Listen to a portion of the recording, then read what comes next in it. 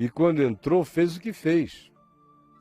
E não fez com suposta manifestação de humildade religiosa, curvado, dizendo, com licença, me dói muito o coração, mas é isso que eu terei que fazer, desculpem-me, tá bom? De modo algum. Ele entra e você não aguentaria assistir o espetáculo.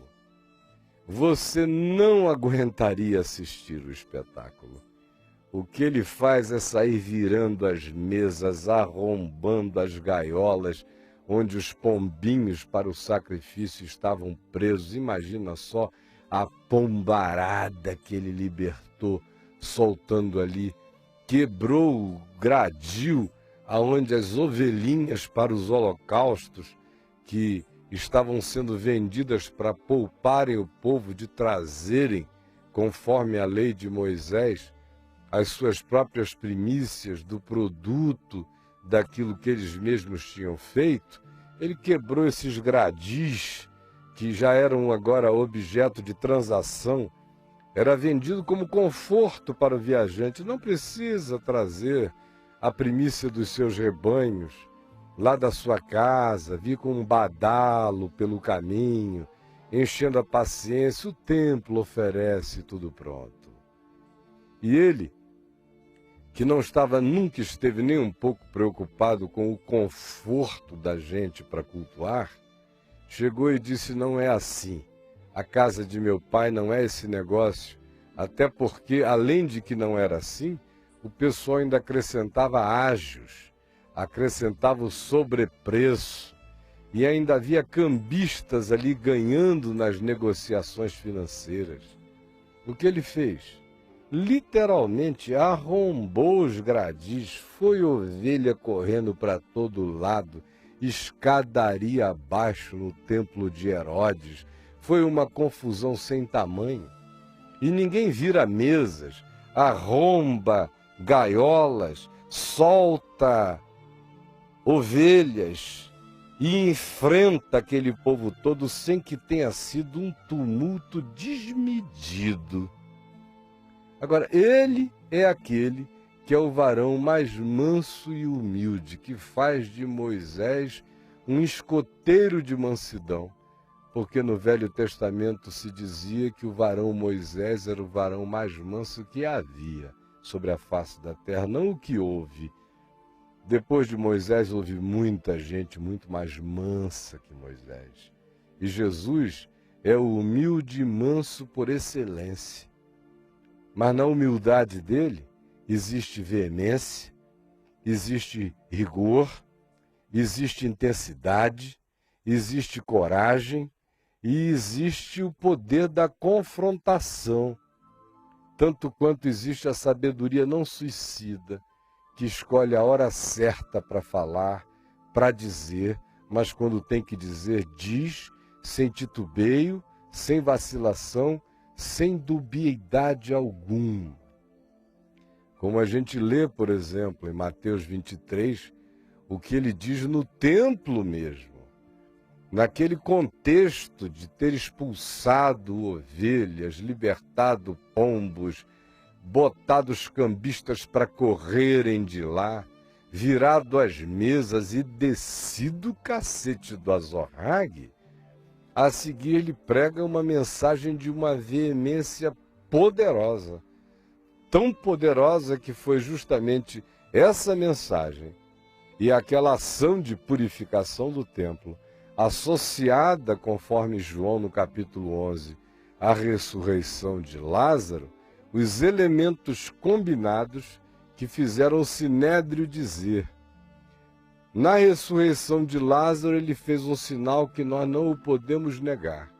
Se o deixarmos, o mundo inteiro virá após ele. E em relação ao que ele fizera no templo, aquilo tinha mexido tanto com os brios e com os falsos pudores e com as falsas humildades dos religiosos, que eles disseram: agora ele está estabelecendo regras sobre nós. Ele agora não só mexeu naquilo que é gestão absoluta nossa aqui no templo e se meteu aonde não deveria meter-se, nós não demos permissão a ele para assim fazer, como ele fala com uma veemência e um destemor de quem não vai se curvar diante das nossas propostas, determinações, do nosso arbítrio e nem do nosso poder. Olha aqui para mim.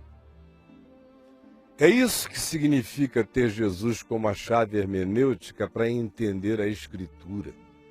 Porque se Jesus é o manso dos mansos e o humilde dos humildes, eu preciso aprender com Jesus o que é ser manso.